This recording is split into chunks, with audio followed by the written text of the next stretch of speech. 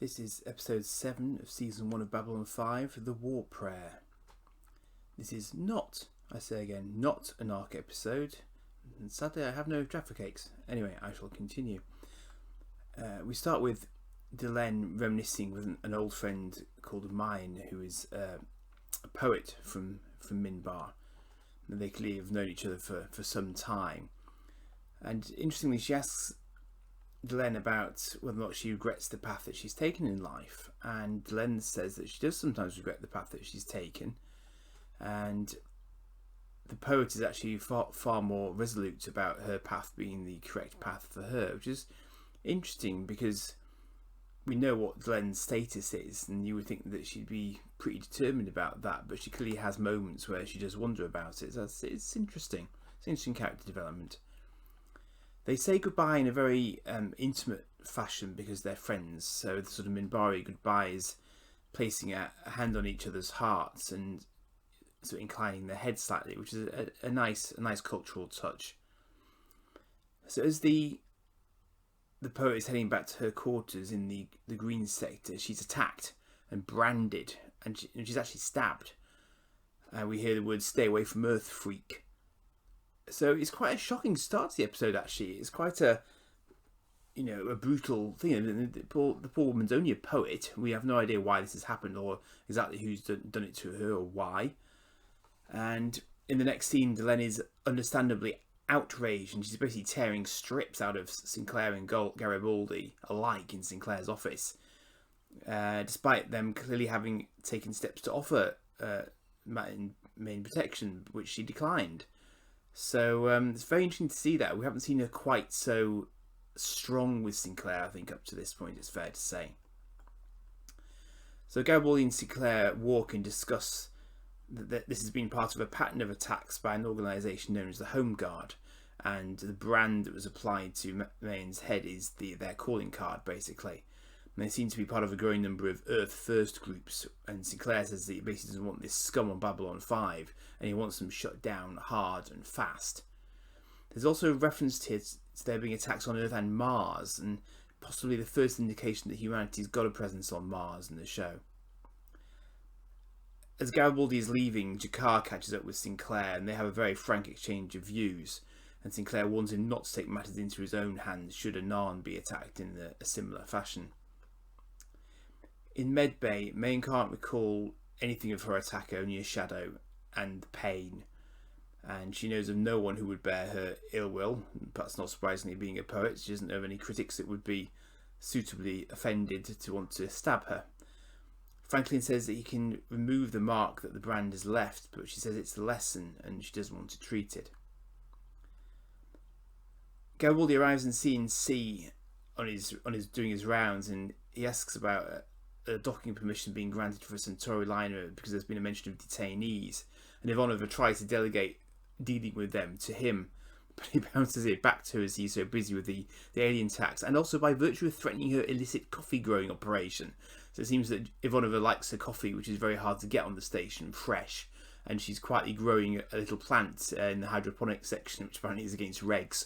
So that was quite a funny little aside there. So Ivanova goes to meet the Centauri liner at the arrivals lounge. It turns out that it's Centauri kids who are the detainees, and one of them is we used to be on the Wonder Years. It's Dane McKellar, I think her name is.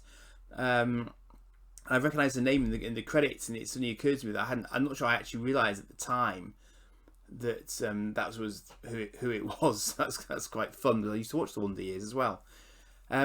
We also now coincidentally meet a gentleman called Malcolm.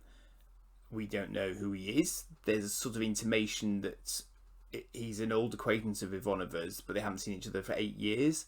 So my supposition here was that he's an old flame, basically. And it seems to be that he's going to be on the station for a little while. So we see the Centauri kids again, and it seems that Vir's been overstating his position and may have hinted to them that he might actually be the ambassador himself, which of course Londo isn't very impressed by when he then arrives. Apparently they were travelling using stolen credit chips, but Sinclair is happy enough to hand them over to Londo to look after because he's got other things on his mind at the moment. So, pending further investigation, they're Londo's problem. We then see the delightful, smarmy bloke finding Ivanova on the promenade wearing a delightful jumper. It's a really beautiful, beautiful piece of fashion. And you get the distinct impression that they've been Snooky Wookums before, and that he might quite like to pick things up where they left off, and Ivanova is kind of up for that-ish, it seems. So we switch over to Londo's quarters, and here we learn an interesting aspect about the Centauri's society, in that they go for arranged marriages, and this pair have effectively eloped together, not so much to get married necessarily, but to avoid getting married, ironically. And Londo comes up with this wonderful statement of, what does love have to do with marriage? And this is a recurring theme throughout the rest of this particular plot in the episode. So Londo sits down and starts doing the sort of the schooling thing with the kids about how arranged marriages are very good for the Republic and keeps the Republic strong. And it's a sacrifice, to be sure. And it turns out that Londo has 3 wives, none of whom he is massively keen on, but obviously those who he was matched with in order to improve upon his family's overall positioning within the Republic. Meanwhile, Garibaldi has a potential suspect for the stabbing of Mayen earlier in the episode. His prisoner has clearly been practicing his inflammatory hate speech monologuing for the benefit of the security officers also present in the room, and Garibaldi is predictably not very impressed with him and sends him off to be interrogated further pending tests on the knife to see whether or not it's got Minbari DNA on it, basically. Sinclair now goes into Kosh's quarters. The first time we've seen Kosh for quite a while, so we see him putting his rebreather on to go into his quarters. And Sinclair explains to Kosh what's been going on with the investigation and asks whether or not Kosh would like to help. And Kosh says, rather interestingly, we take no interest in the affairs of others. Which does kind of lead to the question of, well, why are you on the station in the first place then? Because isn't that what the station is all about, is taking an interest in the affairs of others? But anyway, interesting, he's looking at Earth historical records, but then he just powers down his suit when Sinclair asks him as to what it is that he's looking at in particular. So it's kind of, he's a very deeply enigmatic guy, is our Kosh. We move on, we see that Ivanova has gotten a rose from the smarmy guy. We assume it's a smarmy guy, our friend Malcolm. And in scene C, there's a discussion about the events of the gathering for the first time. And Ivanova wasn't on board, but Sinclair is now wondering how Kosh came to be poisoned in the gathering when he should have been inside his encounter suit, and therefore his hand shouldn't have been available for anyone to poison. I do wonder why it's taken him quite so long to go along that particular reasoning path, but there you go, because he mentioned hand when he was in Kosh's quarters. That seems to have sort of triggered this train of thought. And Ivanova wonders if it's more of a disguise than a necessity, his encounter suit, because they know so little about their physiology. And Sinclair notes that both the Doctor and the telepath, who were directly involved with helping Kosh at the time, have been shipped back to Earth to work with the President. So it's a rather curious aside, because it doesn't seem to have a great deal else to do with this episode, but it's there, it's a detail. Londo then is seen talking to Vir a little bit further about his delightful wives, who he names Pestilence, Famine and Death. Their personalities could shatter entire planets, apparently. Interesting technical note here. Londo states that Babylon 5 is 75 light years from Centauri Prime, and therefore his wives, and this clearly is a good thing from his point of view. Meanwhile, Sinclair and Garibaldi are worried about escalation of the whole anti-alien sentiment that people like Homeguard have been spreading. And it turns out that Garibaldi has actually cut his perp loose under surveillance so that he can go fishing on Garibaldi's behalf, not that he knows it, of course. Ivanova originally left Malcolm for a posting on Io, it seems, and they have dinner together. So she's very upfront about it. Basically, she put her career before her relationship with him, and doesn't seem to have any massive inclination to do anything different this time round. And he rather takes her by surprise by saying that he's actually going to get a job in an office on the station, and he'd like to sort of rekindle things 8 years down the line. So there does seem to be a degree of openness for that with Ivanova, and this is interesting because it's the first time we've seen Ivanova have a romantic sort of relationship suggested. Now, we now find that the Centauri kids are taking in some very secluded by themselves sites, and it seems that no one's told them that it's not a good idea to be out by yourselves as aliens on the station. Albeit it depends on your point of view as to what an alien is, I suppose. There's a nice detailing on the wall behind them as they're starting to have a little bit of a kiss. I don't normally examine the walls in Babylon 5, but I had to freeze frame this bit because at this point in time we see that there's a subtle movement in the shadows which resolves itself into a black clad individual, and so clearly they are about to get assaulted in the same way that the Minbari was assaulted in the opening moments of the episode. But these guys are actually wearing some sort of camouflage tech, so actually very, very difficult to detect. So it turns out that Malcolm is one of the attackers, and the young Centauri boy takes a PPG shot at close range before the attackers break off, and Vir discovers the kids lying on the floor in front of him. So the boy is left in a coma in Medlab, as Franklin tells us, but the girl is okay, albeit very, very frightened. In the meantime, Jakar is quite literally inciting a riot down on the promenade and trying to sort of G up the aliens to fight back against the humans who are doing them harm. And Garibaldi actually says, "You're inciting a riot, move along or we're going to do you for it." So Jakar takes the hint, much to his chagrin, and departs for his quarters, having been flanked by 2 security guards in riot gear. The next scene is Ivanova coming back to her quarters with Malcolm in tow, and they're clearly thinking about taking things a little bit further, but then she's called into a meeting with Sinclair and Garibaldi, and she's not impressed by Garibaldi's reference to her new look because she's still got her hair down. Normally she wears it very slicked back and tied and not behind her head, but because she's been out she's got it more sort of done up at the moment, and she's all business basically as soon as the uniform's back on.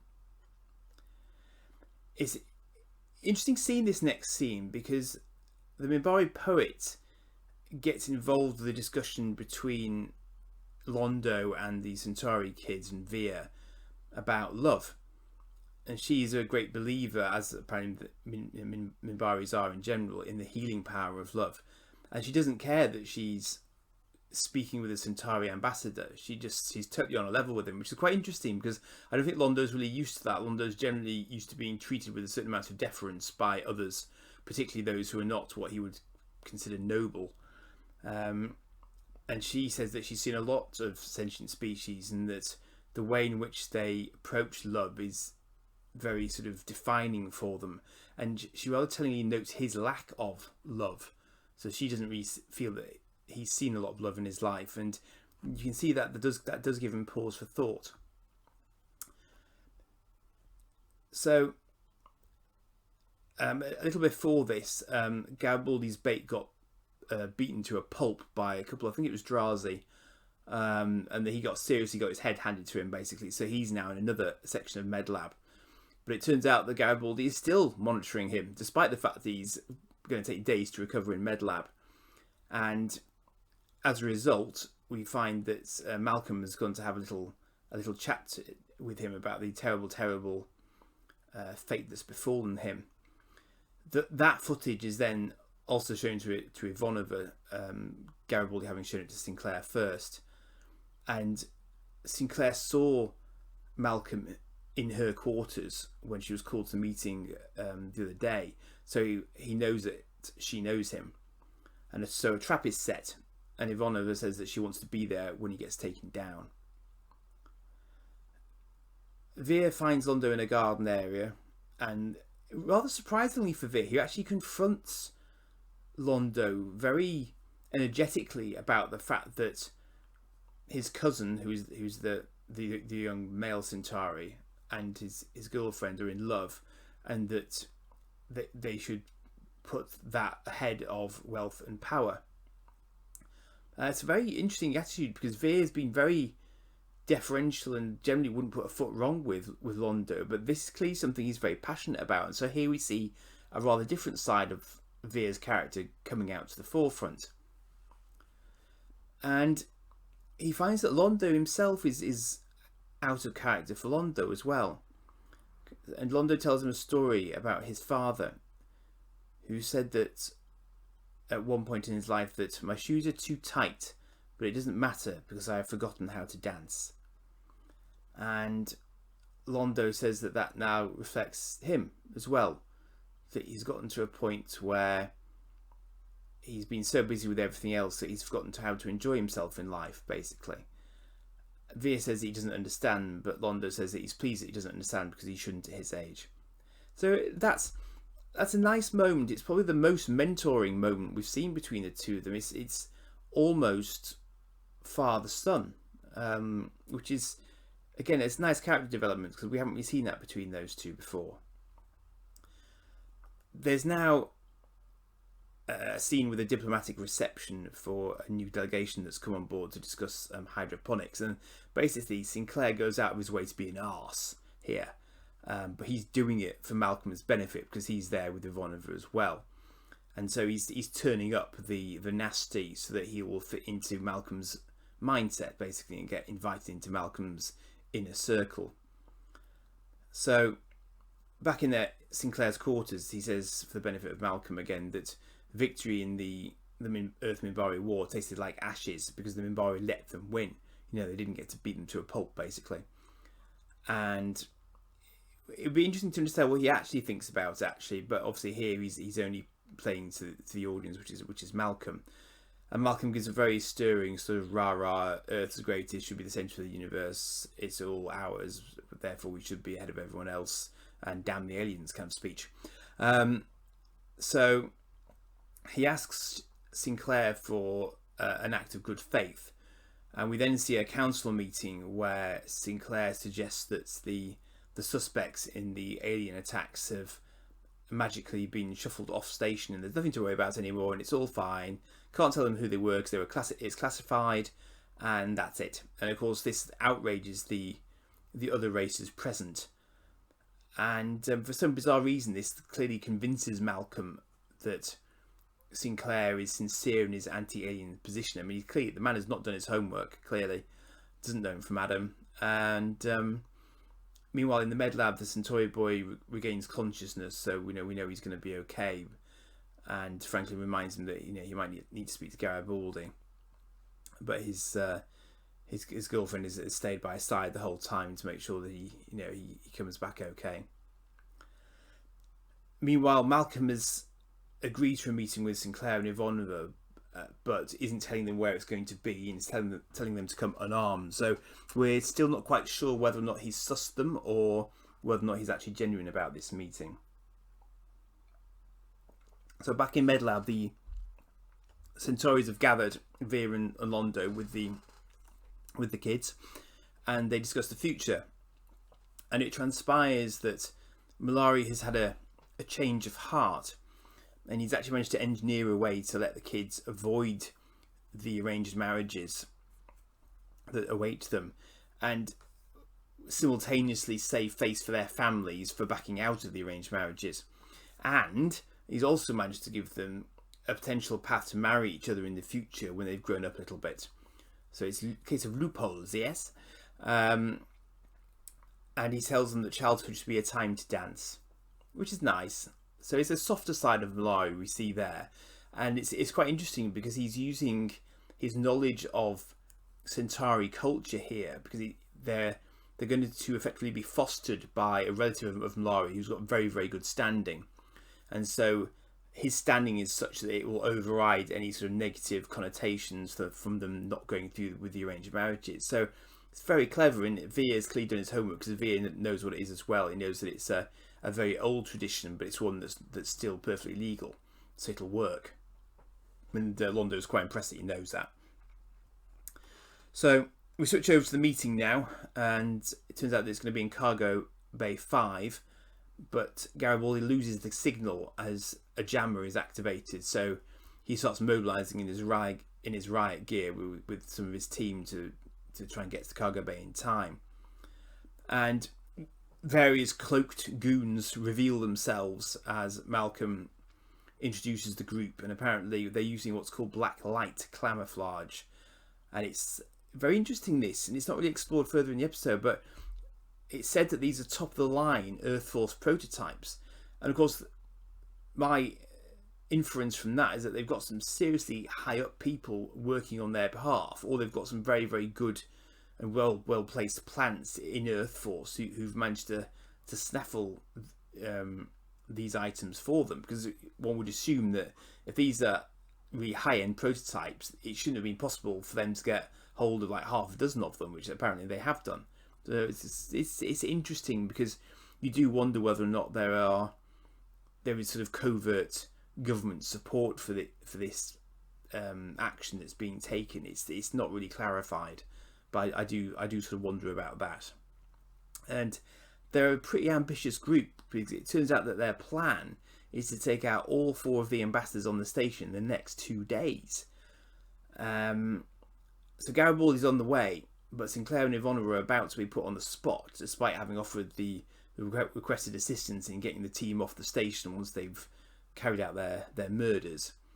And they bring out the ambassador from the new alien race that we haven't seen before, who was at the diplomatic reception, who Sinclair was quite rude to. And Malcolm tells him to kill it, not her, but it. And of course, Sinclair can't do that. So fortunately, just at that moment, one of their team detects that Garibaldi's team is closing in on them, which gives Sinclair the opportunity to pinch Malcolm's PPG and give him a good sort of right hook to knock him out of the way. Ivanova and Sinclair dive for cover, a shootout ensues, and in the course of that, Ivanova also manages to pick up a PPG and covers Sinclair's back when Malcolm tries to shoot him in it, basically. And Garibaldi's team then arrives and secures the situation, but Ivanova and Sinclair did a pretty good job of securing it themselves, really, in fairness to them, so, fair dues. We then see that they've rounded up the various members, and they're being put in sort of, prisoner type clothes and being led out of the departure lounge to be put on a prison transport back to Earth.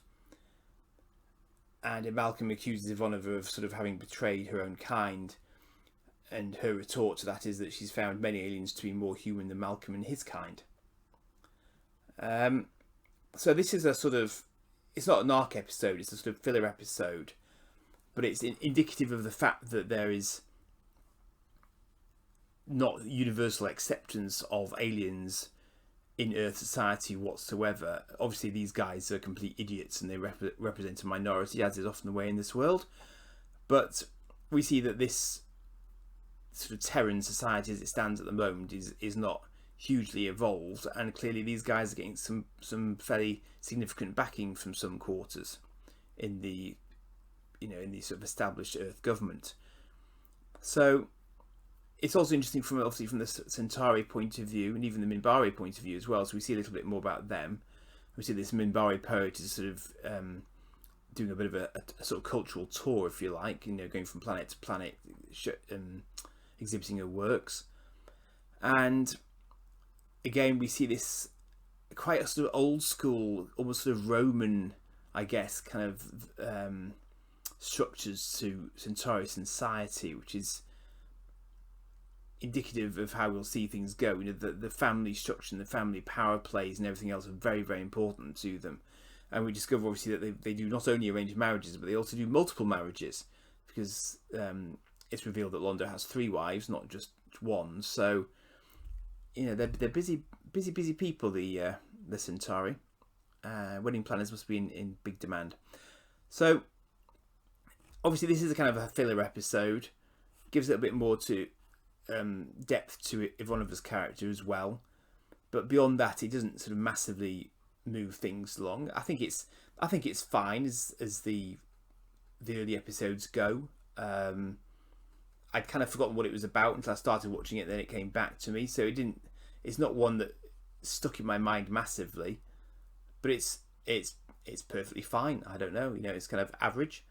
So on that basis, I shall try and keep my momentum up and move on to the next. So thanks for listening, and I will catch you on the next one.